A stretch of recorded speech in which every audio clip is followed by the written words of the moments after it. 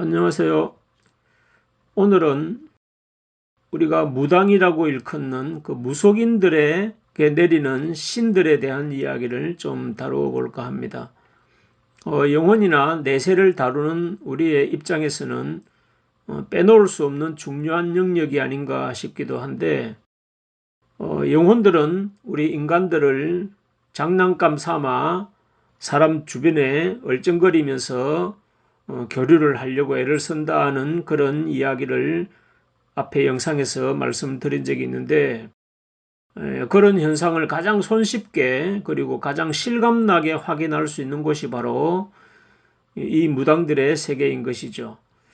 무당들도 요즘은 골방에서 엄밀하게 활동하는 시대가 아니고 자기의 신통력을 과시하고 홍보하는 수단으로 인터넷이나 유튜브를 통해서 아주 적극적으로 대중화를 시도하고 있는 그런 시대이기 때문에 공개적으로 이런 주제를 다루는 것도 그렇게 부담스럽지 않게 다룰 수 있는 그런 현실이 아닌가 싶어 조금 가벼운 마음으로 다루어 보려고 합니다. 저도 여러 개의 무속인들의 유튜브를 찾아본 적이 있는데 요즘은 아주 핫한 무당이 한 사람이 있습니다. 누구냐 하면 예전에 인기 탤런트로 명성을 높이다가 무당이 된 사람인데 정호건이라는 사람, 알만한 분들은 다 잘 아실 것입니다. 예전에 명성도 있고 해서 각 분야의 유명인사들을 초대해서 점을 치는 그런 식으로 유튜브를 하는데 조회수가 장난이 아닐 정도로 사람들의 관심이 뜨거운데 궁금하신 분들은 한 번씩 찾아봐도 괜찮겠습니다. 다만 심신미약자는 삼가하시기 바랍니다.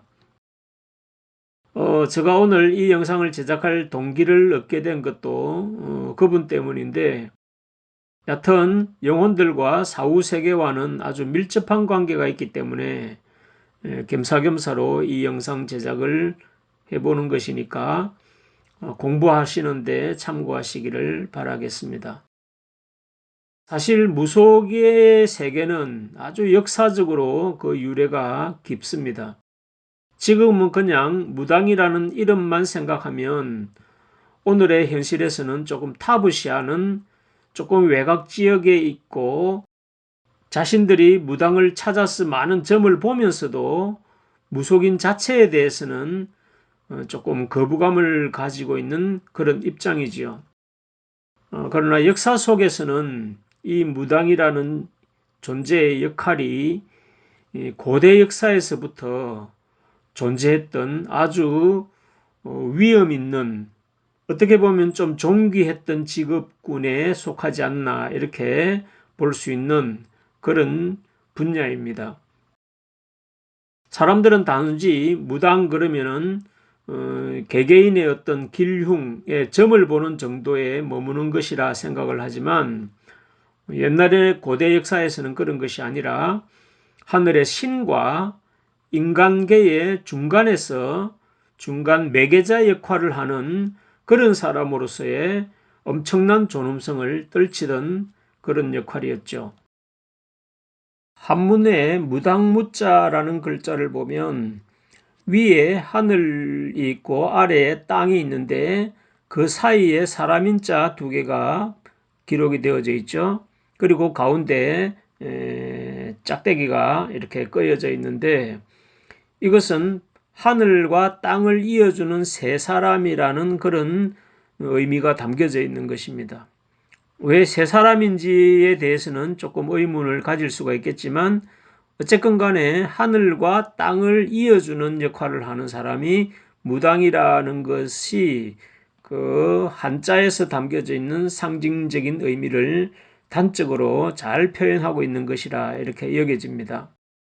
우리가 영어로도 무당을 미디엄이라고 표현을 하는데, 여기에서도 중간자, 연결자라는 그런 의미가 함축되어져 있는 것을 보면 그 의미는 공통적인 의미를 가지고 있지 않나 이렇게 볼 수가 있겠죠. 또 다른 함자를 보면 신령할 영자, 신령영자를 글자를 보면은 비유자와 입구가 세 개가 있고 또 아래에 무당무자가 결합되어져 있는 것이 보입니다. 겉으로 한눈에 보기에도 뭔가 미묘한 그런 의미가 통하고 있다는 것을 느낄 수가 있을 것입니다. 여기에서도 신령영자에서도 입구가 세 개가 있는 거죠. 자, 이런 공통점이 위에 무당도 사람인자가 세 개가 있고 입구자가 세 개가 있다는 것이 묘한 공통점을 가지고 있는데 이런 것들도 좀 깊이 한번 생각해 볼 가치가 있지 않나 이런 생각을 해 봅니다. 지금 이 시간에는 그런 건 다루지 않겠습니다. 자, 한자가 어떤 글자입니까? 고대 역사로부터 뜻과 의미를 담아서 만들어진 상형 문자가 아닙니까? 그러니 이런 글자들의 구성을 잘 풀어보면 고대인들이 이 하늘과 땅을 그리고 영혼이나 내세에 대해서 어떤 관념을 가지고 살았는지를 잘 읽어볼 수 있는 중요한 힌트를 담고 있는 것이 아니겠습니까? 그래서 무당은 전통적으로 항상 왕의 곁에서 국사를 결정하고 집행하는 데 있어서 하늘의 뜻을 받아오는 그런 중요한 역할을 감당했지요. 어떤 면에서는 왕보다도 더 위에서 직간접적으로 국가를 통치하는 차원의 역할을 하기도 했던 그런 위치라고 볼 수 있겠습니다. 중국 역사를 보면은 항상 천자가 있죠. 천자만이 하늘의 제사를 지낼 수 있는 그런 고난이 있는 지위다. 이렇게 우리가 잘 알고 있죠. 자, 그것도 그런 의미가 함축되어져 있는 것이라 볼 수 있습니다. 뭐 일본의 천왕이라는 개념도 마찬가지겠죠. 그리고 인도의 카스트 제도에도 보면 성녀 계급인 브라만이 왕이나 귀족계층의 크샤트리아 계급 위에 있는 것도 같은 맥락이라고 볼 수 있겠습니다. 물론 뭐 저희 이슬람권에도 마찬가지로 왕이나 대통령의 권위보다도 종교적인 권력자가 더 실권을 가지고 있는 그런 현상도 마찬가지겠죠. 이런 아시아권만이 아니라 유럽권에도 마찬가지죠. 뭐 그리스 로마 신화를 배경으로 해서 고대의 유럽의 역사는 항상 국가와 국가의 전쟁의 이면에는 그 국가가 숭배하는 신과 신들의 전쟁이었던 거죠. 자, 그런 의미가 영화들이나 이런 알렉산더 대왕을 배경으로 한 그런 영화들이나 이런 데도 보면 항상 신탁을 받아서 왕에게 전달하는 그런 제사장들이 출연하는 것도 같은 맥락이라고 볼 수 있겠습니다. 자, 이런 현상들은 고대에는 동서양을 막론하고 보여주는 아주 전형적인 공통의 현상들이었던 것입니다.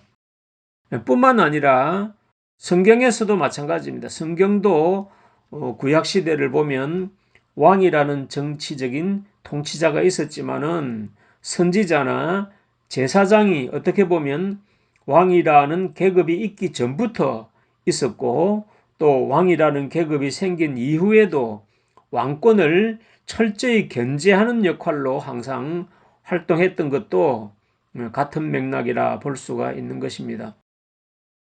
그래서 우리나라의 무당들의 이야기들도 잘 이렇게 들어보시면은 그들의 강연이나 토크들을 이렇게 들어보시면 그런 정통성에 대한 자부심이 아주 대단하다는 것을 알 수가 있습니다.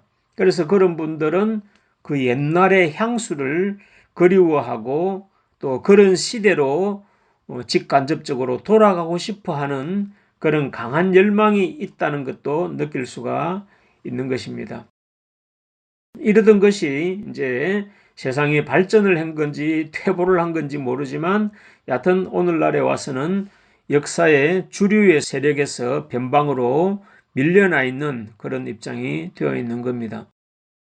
여하튼 이 무당의 세계는 신들, 귀신들이 인간들과 교류하고 있는 가장 확실하고도 실정적인 현장이기 때문에 사후 세계를 다루고 있는 지금의 우리 입장에서는 깊은 관심을 가지고 관찰해 볼 필요가 있고 또 그래서 그 속에 흐르는 원리와 이치들을 잘 파악해서 진리를 탐구하고 그런 원리들을 일상생활에서 잘 활용할 필요도 있다 하겠습니다. 요즘은 각 분야의 유튜브들이 굉장히 많이 활동하고 있는데 특히나 이 무당 세계에 있는 분들도 여러 가지 방식으로 목적을 두고 이런 활동을 하고 있는 것들을 아주 많이 요즘은 볼 수가 있는 겁니다. 저도 그 중에서 여러 개를 살펴보기도 했는데 대개는 사주를 적어주면서 그것을 통해서 그 사주의 주인이 어떤 사람인지 또 누구일지를 물어보는 식의 어떤 퀴즈 게임식으로 이렇게 진행하는 것을 보았습니다.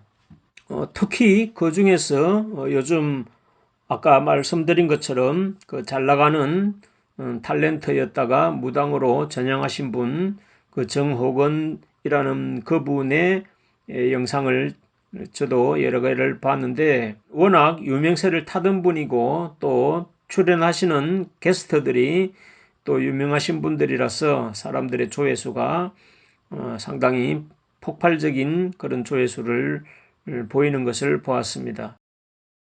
그들이 살아가는 방식이니까 그런 것에 대해서는 딱히 드릴 말씀은 없고, 우리는 지금 우리의 입장에서 공부하는 차원이니까 그런 신들의 세계, 자기들은 신이라고 하겠지만 저의 입장에서는 잡신들 혹은 귀신들이라고 표현할 수밖에 없는 그런 귀신들의 특징들을 제가 조금 정리를 하는 방향으로 이야기를 풀어가 보려고 합니다. 그런 귀신들의 정체의 본질을 모르고 사람들은 당면한 삶의 문제를 해결하려거나 아니면 단순한 호기심이나 채우려고 하든지 그런 여러 가지 목적으로 접근하는 사람들이 한 발, 두 발 다가가다가 보면 사이비 종교에 빠지듯이 그렇게 자기도 모르게 그런 영향력의 마법 아래 서서히 내몰리기도 한다는 것을 깨닫지 못한 채 점점 고삐에 묶인 송아지 마냥 평생 질질 끌려가는 그런 현상들도 볼 수 있는 그런 현장입니다.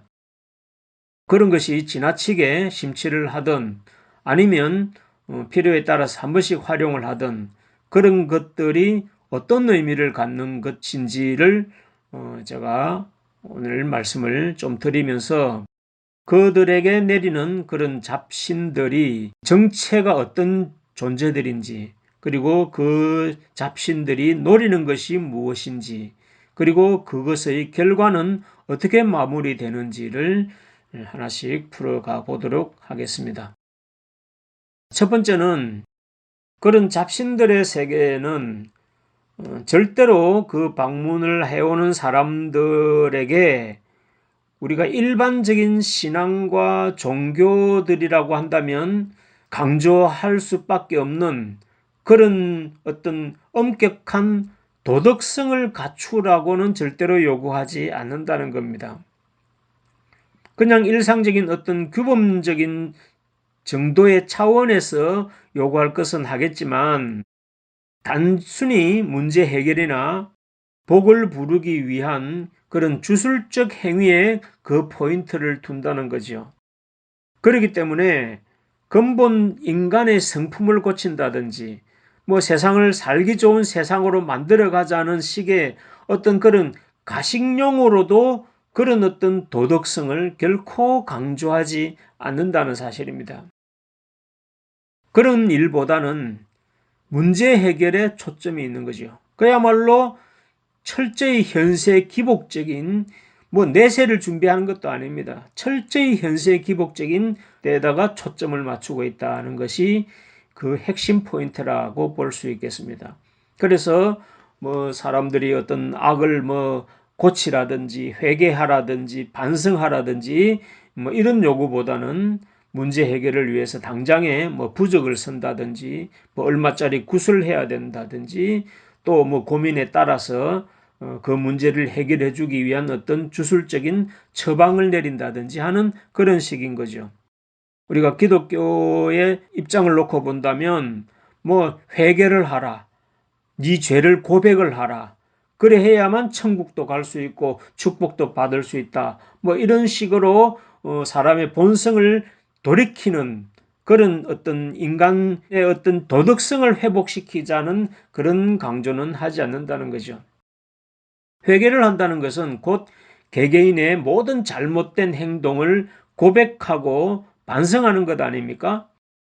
천주교 같은 경우에도 고해성사 같은 걸 하지요.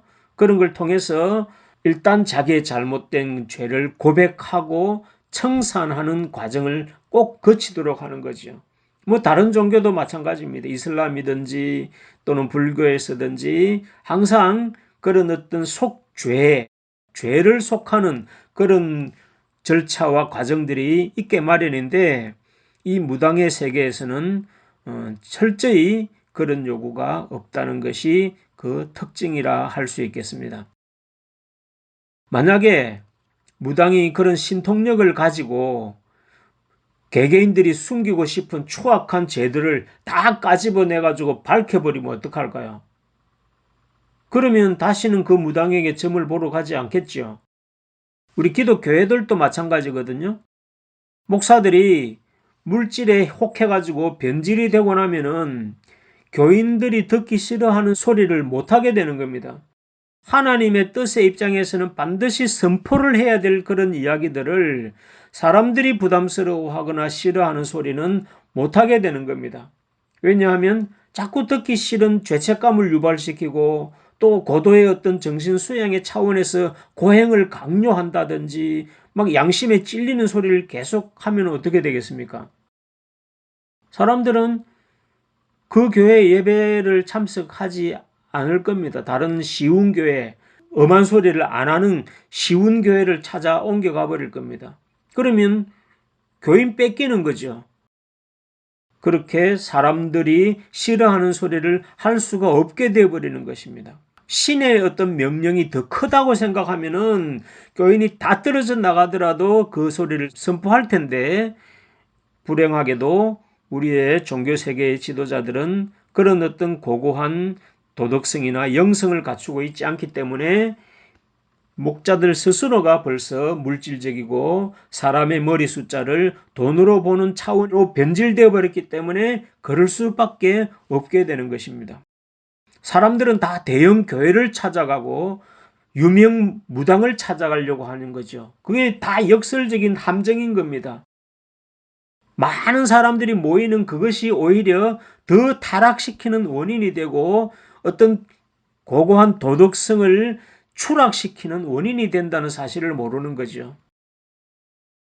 자, 그런 것처럼 모든 종교의 타락은 그렇게 해서 진행이 되어지는 거죠.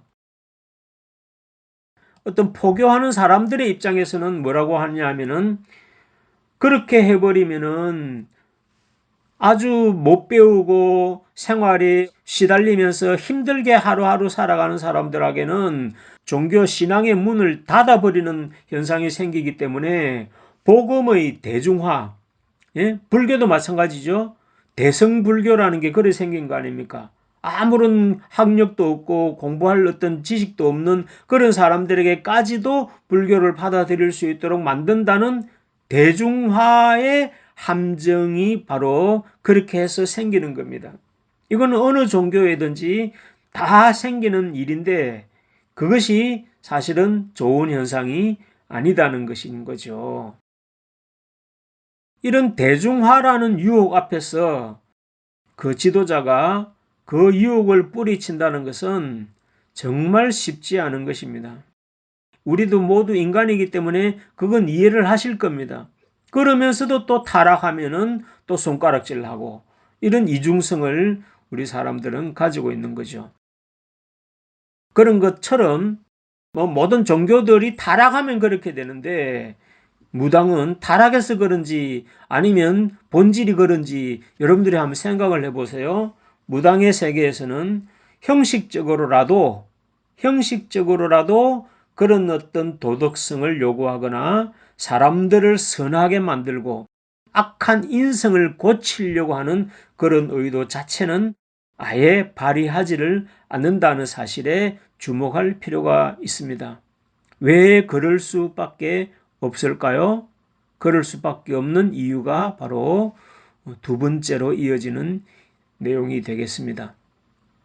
자, 두 번째로 말씀드릴 것은 그 잡신들이 가지는 특징으로는 그런 잡신들이 목적하는 것은 세상이나 사람들을 선하게 만들려는 목적이 전혀 없습니다.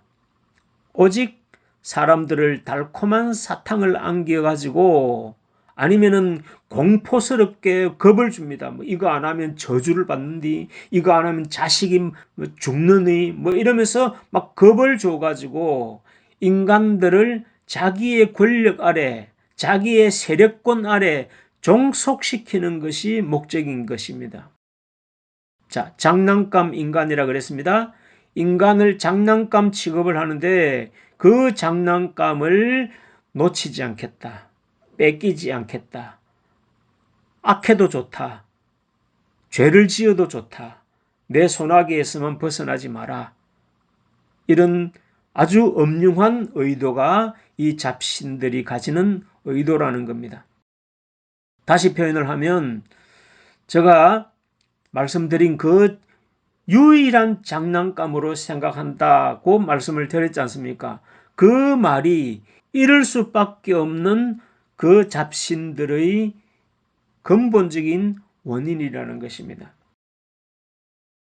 선하게 바뀌어가지고 자기의 손아귀를 벗어나기를 원하겠습니까? 좀 나쁜 짓을 하더라도 자기 손아귀에 머물기를 원하겠습니까? 그러니 오히려 사람이 선하게 되면 큰일 나는 겁니다. 사람이 선해져 버리면 사람들이 악한 귀신들에게 도망을 가리게 하겠죠? 그럼 장난감 다 뺏기는 겁니다. 그러니 귀신들은, 이 잡신들은 인간들이 진지해지는 것도 싫은 겁니다. 선해지는 것도 상심지를 켜고 막으려고 하는 겁니다. 그래서 수많은 유혹을 깔아놓습니다. 자, 이런 이야기를 들어보면 저 북쪽의 어느 동네하고 닮았다는 생각이 들지 않습니까?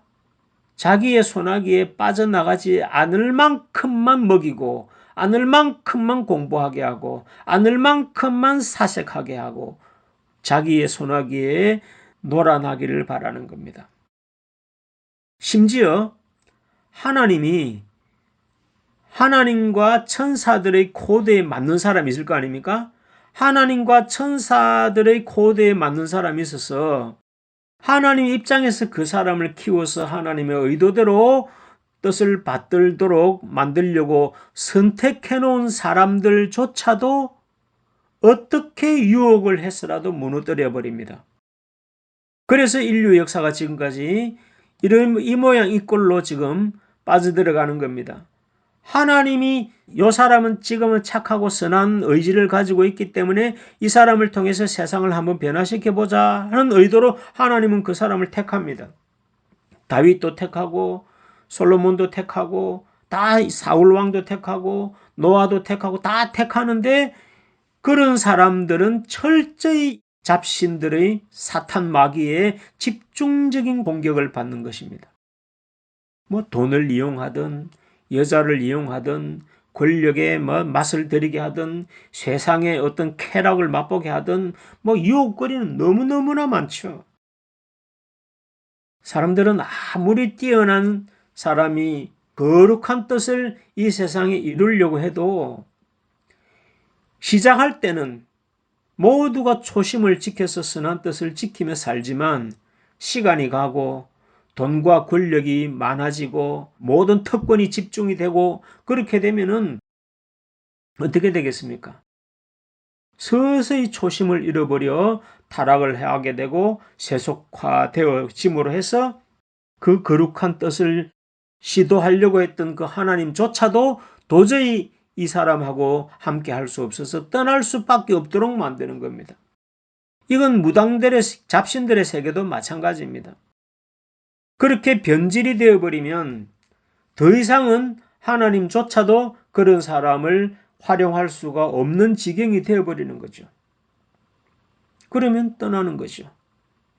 그래서 아담 이후에 오늘날 모든 인류 역사가 이렇게 악의 구렁텅이 속에서 계속 눈덩이처럼 점점 더 커지는 이 악의 굴레 속에서 헤어나지 못하게 된 이유가 바로 그런 이유 때문입니다. 오늘날은 어떻습니까? 사람들이 진지하려고도 하지 않습니다. 뭔 깊은 생각을 하려고도 하지 않습니다. 그러니 마귀가 사탄이 이 잡신들이 너무나 가지고 놀기 좋은 사람들의 상태가 지금은 딱 고착이 되어 있는 겁니다. 그렇게 세속화되고 육적인 쾌락을 쫓게 되고 현실 기복적인 사람들로 다 변질이 되어버리고 서로의 막 이기심으로 서로 싸우고 갈등하고 욕심으로 막 가득 차서 서로 한 개라도 더 먹으려고 싸우는 이런 세상이 마귀가 이 잡신들이 설치고 놀기에는 너무나 안성맞춤인 세상이 되어버리는 거죠. 자, 예를 들어 보세요.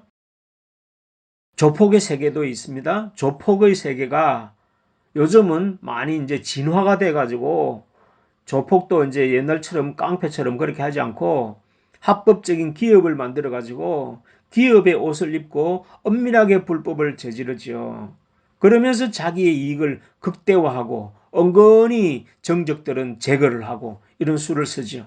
그런 조폭의 세계의 입장에서는 사회 질서가 반듯하고 법 시행에 있어서 원칙과 규율이 잘 써있는 질서 있는 세상이 좋을까요? 아니면 온갖 부정과 불법이 난무하고 뇌물이면 다 통하는 그런 세상이 되면 더 좋을까요? 답은 뻔하지요. 이 잡신들이 원하는 게 바로 그런 거라는 겁니다. 하나님과 성령은 반대이죠. 조금 늦더라도 선한 세상, 선한 사람, 사람을 고쳐가려고 하는데 이 잡신들은 사람을 장악하려고 한다 이 말이죠. 자, 여러분들은 어느 신을 따르고 싶습니까? 그러면 어려운 형편에 처해지면은 귀신이라도 좋다, 돈만 벌게 해다오, 이런 식으로 다 변질돼 버립니다. 그러니 귀신들은 너무나 우리 인간들을 가지고 놀기가 너무 좋은 거죠. 저 북한의 김정은 입장을 볼까요? 독재자 입장에서는 자기 인민들이 너무 똑똑해지는 것도 싫고 너무 진지하고 너무 성숙한 것도 불편한 겁니다. 그냥 그 사회 체제만 잘 유지할 수 있을 정도로만 교육시키고 훈련시키는 거죠. 먹을 것도 겨우 입에 풀칠할 정도만 주어서 먹고 사는데 허덕여가지고 딴 생각할 여유를 주지 않는 그런 이치나 똑같다고 보시면 됩니다. 이 잡신들의 엄흉한 계략에 이 지구촌이 지금 다 사람들의 정신세계가 박살이 나 있습니다. 자, 결론적으로 무당에 내린 귀신들은 사람이 선하게 되고 세상이 정의로운 세상이 되는 것을 절대 원하지 않습니다. 그래서 평생 귀신들에게 종속되어 고삐에 꿰인 송아지 모양 이리저리 끄는 대로 끌려가지고 데리고 놀기 좋을 만큼만 이용하고 물질도 축복도 주는 것처럼 하지만 결국은 우리 인간을 그렇게 종속시키는 코드로 간다는 사실을 여러분들 명심하시기를 바랍니다. 그래도 돈만 벌게 해준다면 무당 찾아가지.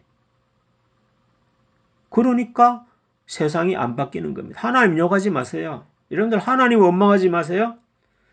하나님이 좋게 해서 모든 인류가 함께 웃고 살도록 만들어주고 싶은데 하나님의 코드를 맞추려고 하는 사람이 없기 때문에 하나님께서도 지금까지 못하신 거예요. 이 영상을 듣는 여러분들은 한 번쯤 생각을 해보십시오. 여러분들은 안 그런지 순간에 이익만 된다면 절에도 좋고 무당도 좋고 어디도 좋다, 귀신도 좋다 이런 마음이 아니신지 여러분들 자신의 본성을 한번 잘 돌아보시길 바랍니다.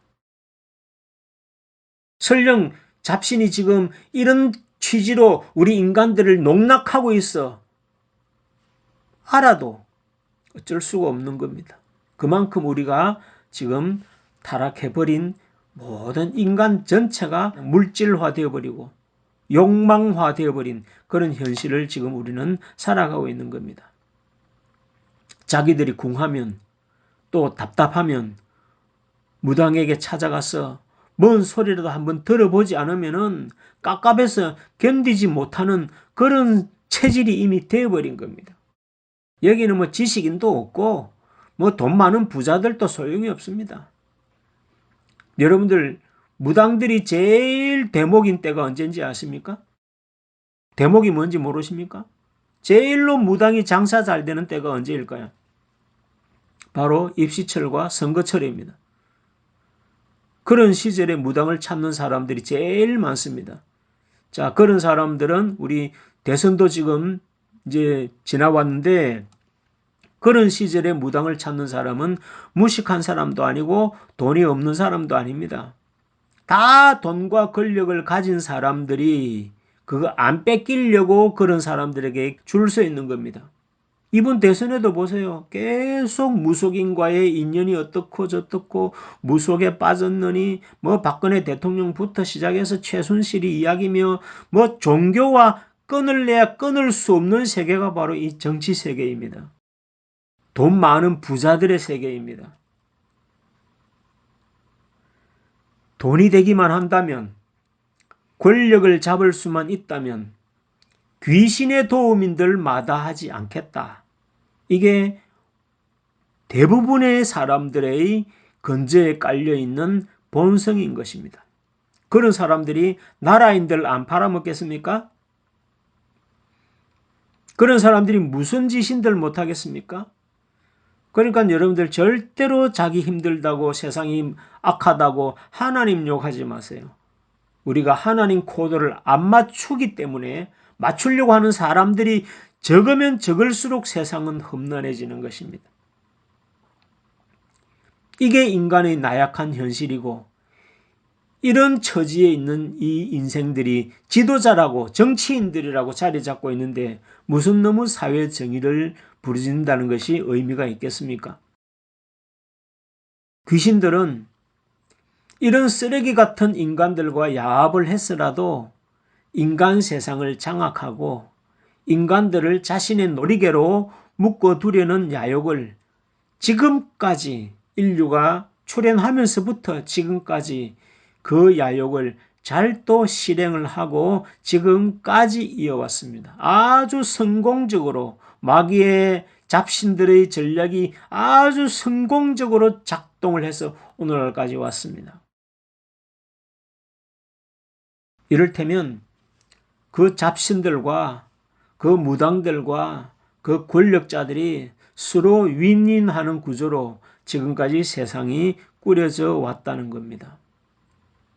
이걸 극복을 하시려면 사람의 힘으로는 안 됩니다. 이런 구도로 짜인 이 세상에는 안 그래도 안티 기독교인들이 많은 판에 거룩하신 하나님의 뜻을 받아줄 그런 코드를 갖춘 사람이 귀할 수밖에 없는 거고, 그러니 아무리 고고한 계획을 하나님이 가지고 있어도 하나님조차도 어쩌지를 못해 오늘날까지 이 모양 이 꼴로 온 것입니다. 그렇다고 하나님께서 영원히 어쩌지 못하시는 건 아니고 이런 것까지 다 감안을 해서 모든 설계를 해놓으셨으니까 하나님이시라는 그 정권으로 하나님은 강제적으로 굴복시키는 것이 아니라 하나님의 창조 순리를 따라서 순리적으로 이루어 가시려고 이렇게 오래도록 시간을 끌어오셨던 것입니다. 그런 이야기는 추후에 또 기회가 되면 풀어갈 시간이 있으리라 믿고 진도를 나가겠습니다. 자, 세 번째는 잡신들은 항상 우리의 과거 행적에 대해서는 아주 잘 소위 말해 쪽집게처럼 알아맞힌다고 하죠. 우리의 지나온 과거를 쪽집게처럼 알아맞히기 때문에 사람들은 일단 거기에 놀래 자빠지면서 호들갑을 떨며 아이고 너무 용하다 그러면서 입소문을 내고 추종을 하고 그렇게 되는 거죠. 과거를 잘 알아맞히기 때문에 당연히 미래도 마치겠지라는 착시 현상을 일으키게 되는 겁니다.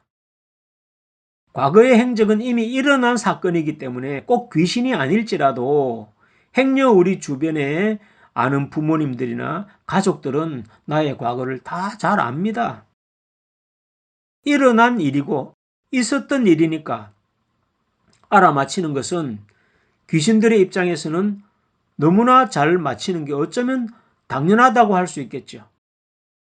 그것도 애매한 것은 왜 알아맞히려면 똑바로 정확하게 탁 구체적으로 말하지 않고 두리뭉실하게 말하는지 모르겠습니다. 그 무당들 유튜브들 여러분들 보시면 알겠지만 한결같이 사주를 이렇게 적어 올려주면은 그냥 어디에 사는 누구네 하면서 탁 말해주면 되는데 그렇게 말하지 않고 그냥 성격은 어떤 것 같고 어떤 일에 종사하는 것 같고 뭐 이런 식으로 두리뭉실하게 말하는데 왜 그렇게 하는지 난 이해가 안 됩니다. 여하튼 사람들은 그런 비슷한 이야기라도 들려주면 아이고 정확하게 맞추었다고 막 치켜 세우고 난리 구슬 떱니다. 자, 그런데 문제는 과거에 대해서는 그나마 소경 더듬기식으로라도 그렇게 알아맞히면서 미래에 대해서는 명쾌하게 말을 해주지 못한다는 사실에 주목을 해야 됩니다. 무당을 찾아가서 듣고 싶은 이야기는 과거를 알아맞히는 걸 듣고 싶은 게 아니라 불안한 미래를 알고 싶어서 찾아가는 것인데 과거를 알아맞힌다는 그 사실에 그냥 사람들이 왜 찾아왔는지 망각해버렸는지 어쨌는지 그냥 미래 이야기는 붕 뜬 이야기를 듣고 그냥 돌아서 버리는 거죠. 그냥 신기함, 그냥 호기심 반 그런 것이 충족되었다는 그 기분 하나로 붕 떠가지고 밖에 나오면 여전히 미래는 오리무중에 빠져 있는 거죠. 무당을 찾는 사람도 사실은 완전히 확실히 미래를 100% 알아맞힌다고 기대도 안 하잖아요. 기대도 안 하잖아요. 미래를 맞을 수도 있고 맞힐 수 없을 수도 있다는 것도 잘 알고 있는 겁니다. 그렇게 호기심에 그냥 답답한 마음에 습관적으로 교회나 절을 찾아가듯이 그렇게 무당을 찾는 사람이 얼마나 많겠습니까? 자, 여기서 제가 말씀드리고 싶은 것은 무당에 내린 그 귀신들은 절대로 미래를 모른다는 것이고 그 말은 그 잡신들도 미래에 대해서는 어떤 결정권도 없다는 것을 제가 말씀드리고 싶은 겁니다. 자, 달리 말하면 무당이 하는 이야기들은 예언을 하는 게 아니고 예측을 하고 짐작을 하는 것입니다. 예언과 예측은 다른 거죠. 성경에 기록되어 있는 것은 예언이고 무당들이 하는 것은 예측입니다. 만약에 성경에서 예언을 해놨는데 그 예언이 안 맞으면 그건 성경도 아니고 그 성경을 기록한 신 하나님도 없는 거 틀린 무능한 신이 되어버리는 거예요. 그렇다고 무당이 예측을 했는데 그거 틀렸다고 무능한 무당이라고 아무도 그러지 않습니다. 그렇기 때문에 그런 미래를 점괘로 이야기는 해주지만 누가 그것을 가지고 계약서 쓰듯이 반드시 이렇게 된다. 안 이루어지면 내 손에 장을 찢으라, 내 목을 쳐라 이렇게는 안 한다는 겁니다. 그 말은 무당이 받은 그 잡신들은 미래에 대한 결정권이 없다는 이 사실에 여러분들 반드시 주목을 하셔야 됩니다. 미래에 대한 결정권은 감히 누가 장담할 수 있겠습니까? 오직 존재한다면 모든 우주 만물을 창조하신 그분만이 가질 수 있는 전유물이고 특권이어야 하겠죠. 만약에 귀신들이 일정 부분이라도 미래를 좌우할 능력이 있다면 어떤 일이 벌어질까요? 귀신들이, 그 잡신들이 조금이라도 미래를 좌우할 수 있는 능력이 있다면 어떤 일이 벌어질 것 같습니까? 자, 어떤 귀신들이 각자 자기들이 이렇게 미래를 내가 이끌어 갈 거다 하고 예언을 했다고 칩시다. 그러면 귀신들이 예언하고 각자가 다 미래를 다 끌고 가려고 하면은 어떤 절대적인 힘을 가진 존재가 없으면 이 세상은 난장판이 되는 것이고, 하나님조차도 만약에 그런 절대권을 가지고 있지 않다면은 그 귀신 잡신들의 세계를 어떻게 컨트롤을 할 수 없는 세상이 되어버리는 겁니다. 그래서 미래에 대한 결정권은 그나마 창조주 하나님에게 있는 것이 이 세상을 그나마 이만큼이라도 유지시켜 가는 데에 오히려 더 다행스러운 일이다라고 우리가 이해를 해야 할 것입니다. 물론 짜질구레한 작은 일들은 귀신들도 결정할 수 있는 여지가 있습니다. 전혀 없는 건 아니지만 전체적으로는 그렇다는 겁니다. 하나님의 전체적인 큰 틀을 운영하는 데 지장이 되지 않는 그 범위 안에서의 작은 결정들은 이 잡신들도 진행할 수 있지만, 그것조차도 완전한 권한을 하나님이 허락할 때만 그게 가능한 거지, 그렇지 않으면은 또 잡신들끼리 또 싸우지 않겠습니까? 자, 여러분들, 미래에 대한 결정권이 있다는 것이 무엇을 의미할까요? 그것은 인류 역사의 마지막 최후를 마무리할 때에는 그 옳고 그른 것에 대한 최후의 결정권도 그분이 가지고 있다는 말이 되겠죠? 그러기에 우리 인간은 영원한 미래의 운명이 거기에 달려 있을 거라는 사실 때문에 우리가 사활을 걸고, 그래서 진리를 찾는 거고 참 신을 찾는 거예요. 진리는 곧 참 신을 찾는 거나 같은 겁니다.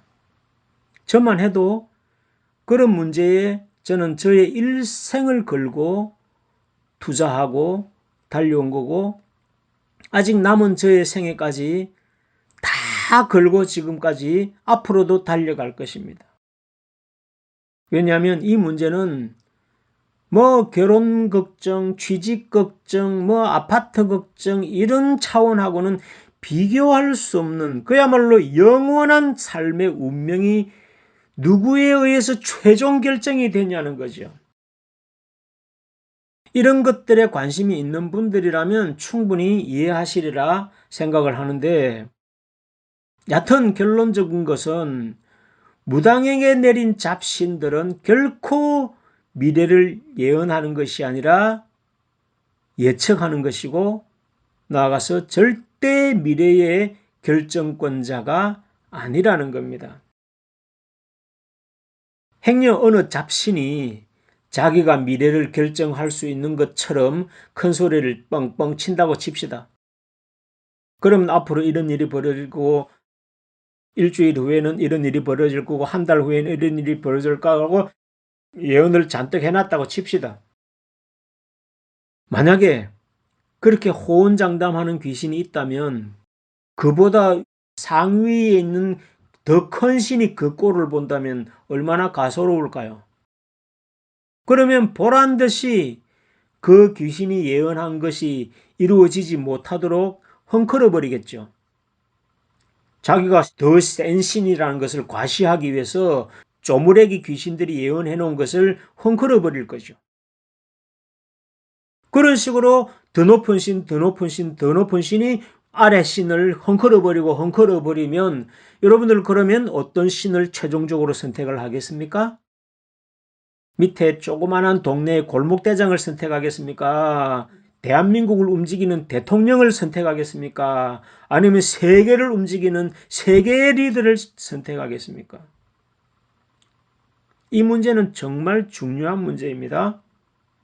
우리의 최종적인 미래를 결정하는 심판권이 과연 누구에게 있냐? 가장 높은 신에게 그게 있을 거다는 겁니다. 최고의 높은 신을 찾아야만 우리의 마지막 운명이 보장이 되는 겁니다. 밑에 조물하게 신을 섬겼는데 더 큰 신 앞에 가면은 그 귀신이 고개 숙여버리면 우리는 평생 허상꼴이 되는 거죠. 자, 이런 문제가 걸려 있는 겁니다. 귀신들도 힘이 센 신이 있고 약한 신이 있습니다.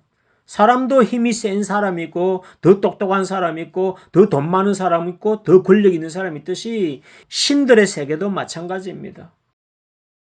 심지어는 천사들의 세계, 천국에 속해 있는 그 성령의 세계에도 다 등급이 있고 직위가 있고 그 직위에 따른 역할이 있는 겁니다. 상위 신이 하위 신을 요리할 수 있는 겁니다. 사람도 그렇잖아요. 그래서 성경에는 수천 년 전부터 수많은 예언을 특히 예수님 중심으로 예수님이 어디에서 태어날 거야, 태어나면 이런 일이 벌어질 거야, 죽을 때는 요 날짜에 죽을 거야, 이런 식으로 죽을 거야. 수백 개, 수천 개의 예언이 성경 속에 기록되어져 있습니다. 심지어는 세계사까지 이렇게 세계 역사가 흘러갈 거야 예언까지 다 해놓고 성경에다가 딱 기록을 해놓은 겁니다. 그럼 그걸 다 아는 이 잡신들, 마귀 사탄이라고 하는 이런 잡신들은 그 하나님의 예언을 헝클려고 얼마나 집요하게 방해를 했겠습니까? 그게 신들의 전쟁입니다. 그래서 예수님이 오실 때도 헤롯을 동원해가지고 2살 아래 아이들을 다 죽이고 별의별 예수님이 이 땅에 못 오도록 온갖 수작을 다 했습니다. 성경 역사에서도 예수님이 유다의 혈통, 다윗의 혈통으로 온다고 예언해놨기 때문에 그 다윗의 혈통에 씨를 말리려고 따라다니면서 역사를 따라가면서 계속 지배하게 방해를 했는데도 예수님은 태어났고 그 예수님을 어릴 때 죽여버리려고 그렇게 방해를 했음에도 불구하고 하나님은 예수님을 보호했고 그 계획된 예언을 다 이루도록 하나님이 집행해 가셨다는 겁니다. 성경의 위대함은 여기에 있고 이런 위대한 신을 이런 절대 권력을 가지신 창조주 하나님이 있다는 것을 증명해 놓은 것이 성경입니다. 왜 마귀가 왜 모르겠습니까? 그러니까 이 예언을 못 이루도록 중간에서 헝클려고 그렇게 집요하게 방해를 한 역사가 성경 역사예요. 그 방해 속에도 꿋꿋하게 이 예언을 이루어내신다는 것을 증명한 것도 성경인 거예요. 이게 성경의 위대함입니다. 성경 속의 이러한 하나님의 특이성을 인식해야만 신들의 세계의 본질을 제대로 이해할 수 있고 또 우리의 미래를 열어가는 데도 결정적인 판단의 기준이 된다는 것입니다.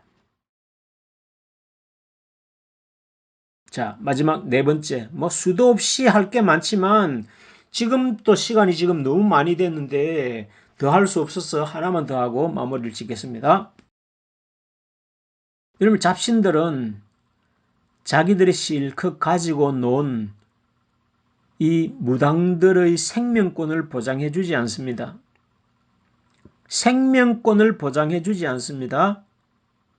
무슨 말이냐?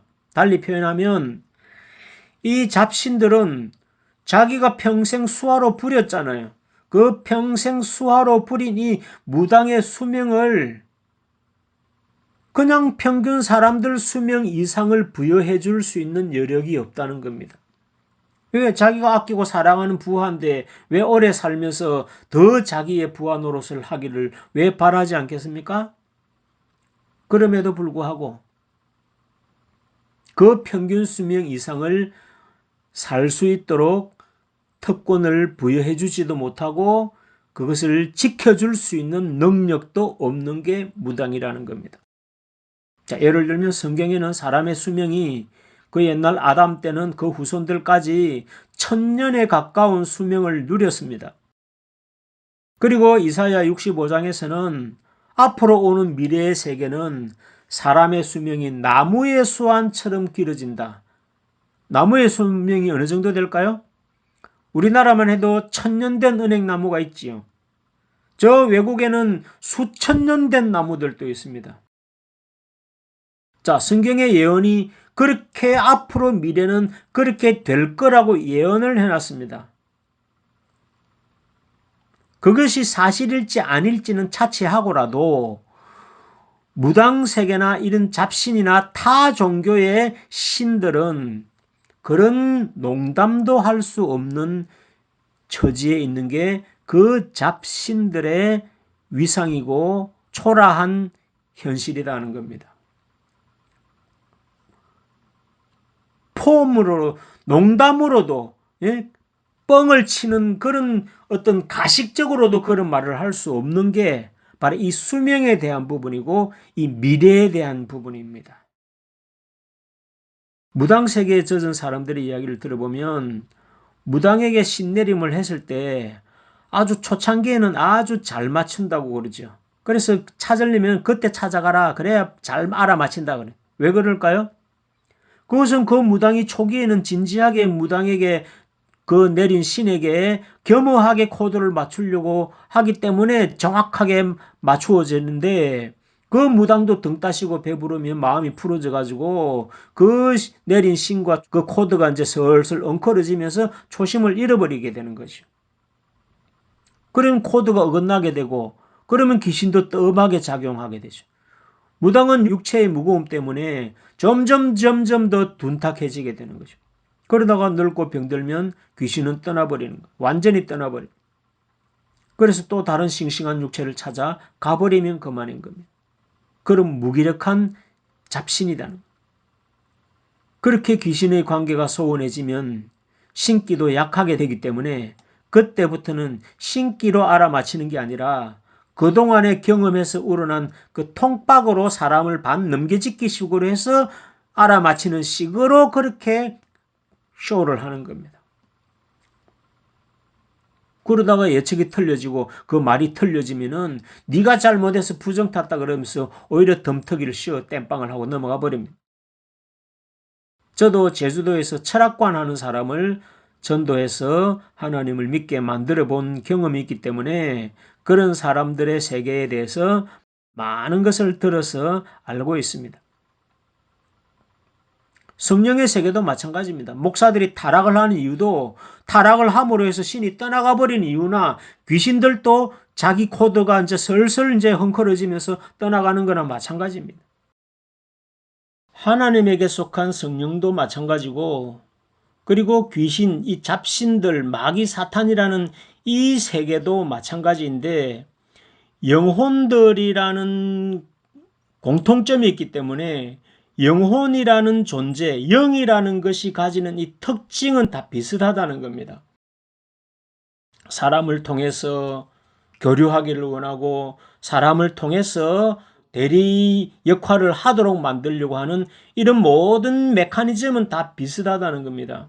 다른 점이 뭐냐면은 하나님은 모든 사람들을 다 변화시켜서 선한 세상을 만들고 선한 사람을 만들어서 억울한 눈물, 억울한 고통, 아픔, 죽음도 없는 세상을 만들려고 하는 것이 목적이고 반대로 잡신들은 자기들의 놀잇감으로만 다루기를 원하는 것이 다르다는 겁니다.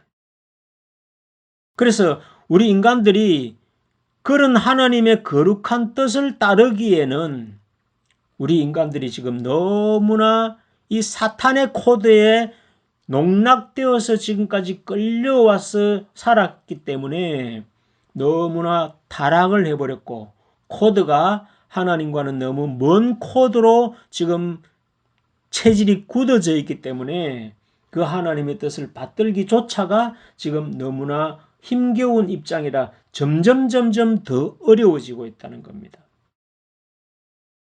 이름에도 불구하고 사람들은 사탄이나 귀신을 원망하는 사람은 한 명도 없고 모두가 하나님을 욕을 하고 하나님을 비방하는 이상한 공통점이 있는 것이 아주 희한한 요지경 세상이 되어버렸다는 겁니다.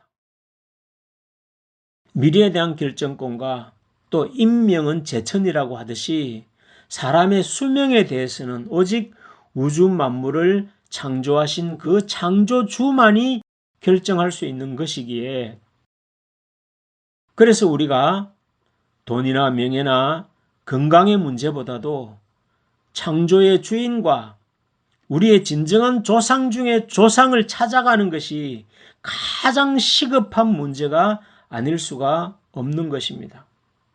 자, 제가 이렇게 설명을 하니까 왜 우리가 최고의 결정권을 가진 참신을 찾아야 하고 거기에 코드를 맞추어야 하는지 이해가 되시겠습니까? 사람이 육체로 영생할 수 있을까요? 사람이 육체로 영생할 수 있는가의 문제에 대해 제가 간단한 원론적인 이야기만 조금 드리겠습니다.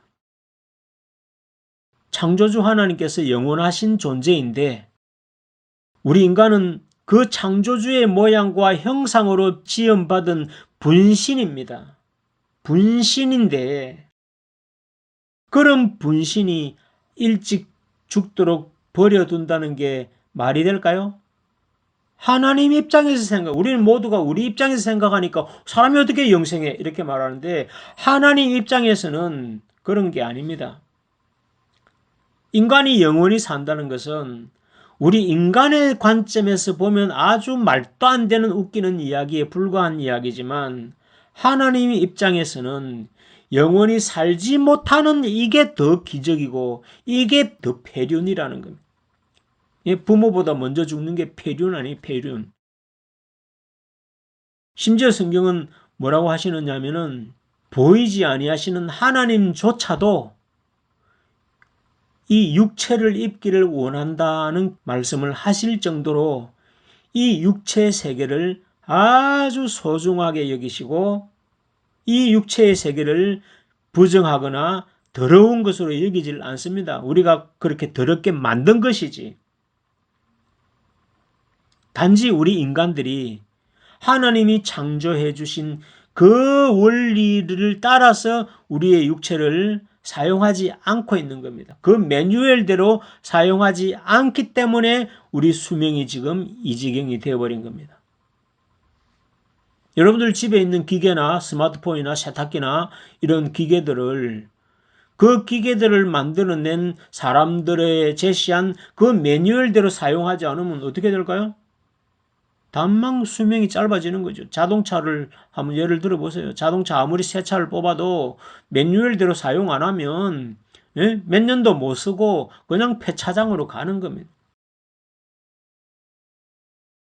귀신은 무당에게만 있는 게 아니라고 말씀을 드렸습니다. 모든 사람들에게 다 작용을 하는 겁니다.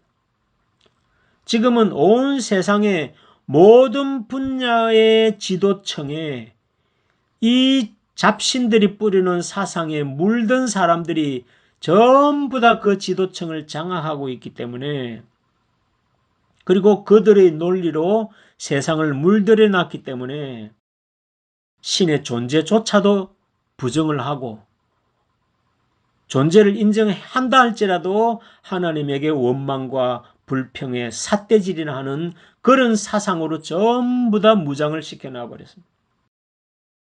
그래서 하나님이 어떤 사람을 사용해야 하나님 뜻도 이루어지는데 그런 사람 찾기가 지금은 너무나 어려운 시대에 봉착했습니다. 그럼에도 불구하고 포기할 수 없는 것은 이 만물은 그분 것이기 때문에 자기 건데 자기가 버리겠습니까? 마귀한테 뺏겨가지고 징징 짜면서 저 마귀 때문에 하나님도 못 해먹겠네 그러면서 포기하고 떠나실까요? 떠나시면 그 하나님이 아니죠. 하나님은 하나님의 뜻을 어떻게 해서든지 이루실 겁니다. 이제 그 이루실 때가 다가왔다는 말이 그게 종말이라는 뜻입니다. 종말은 희망의 메시지입니다. 절망이 아닙니다. 자, 소소하게 이런 이야기 할 게 너무 많지만 요즘 사람들은 영상을 길게 만들면 잘 안 보기 때문에 저도 짧게 하려고 10분 내지 15분 정도로 만들려고 애를 쓰는데도 이런 이야기를 그냥 토막토막 내가 연속곡처럼 할 수가 없어서 자꾸 짧게 만들려고 노력할수록 더 길어지는데 저도 난감합니다만은 이런 지루함을 뚫지 못한다면 이런 공부할 자격이 없는 사람이라고 할 수밖에 없겠지만 요즘 사람들이 워낙 인스턴트에 빨리빨리에 너무 익숙해져 있어서 참 어렵습니다. 예, 그래도 못다한 이야기들은 또 틈틈이 펼쳐보기로 하고 오늘은 이런 정도로 마무리를 해야 되겠습니다. 자, 결론적으로 한 말씀만 더 올리고 정리를 하겠습니다. 종교를 찾고 신을 찾는 것은 돈이나 명예 때문이 아닙니다. 그렇다고 그런 것을 죄악시하는 것도 아닙니다. 참신을 제대로 찾고 제대로 만나면 세상의 모든 것을 얻을 수도 있습니다. 하나님은 축복을 항상 전제로 합니다. 요셉이나 솔로몬이나 다윗이나 아브라함이나 이런 믿음의 조상들에게 하나님은 축복을 주셨습니다. 문제는 그 축복을 우리가 잘 누리고 잘 활용하고 하나님이 원하는 뜻을 우리가 코드를 잃지 않는 범위 내에서 그걸 누려야 되는데 사람들은 그런 것들이 어려운 거죠.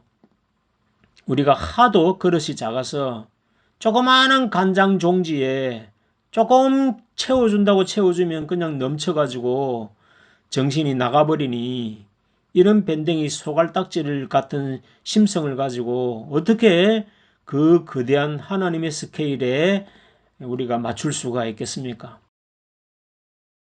그러나 그런 돈이나 권력이나 명예보다도 더 중요한 것은 아담 때처럼 천년에 가까운 생명, 아까 말한 것처럼 나무의 수완처럼 길어진다는 그 축복이 있다는 것에 대해서 여러분들 한번 생각을 해보시면서 진정으로 그러한 세계가 온다면 우리는 어떤 마음으로 또 어떤 준비를 해야만 그런 세계에 참여할 수 있을까를 한번 좀 깊이 생각해 보시는 여러분들 되기를 바랍니다.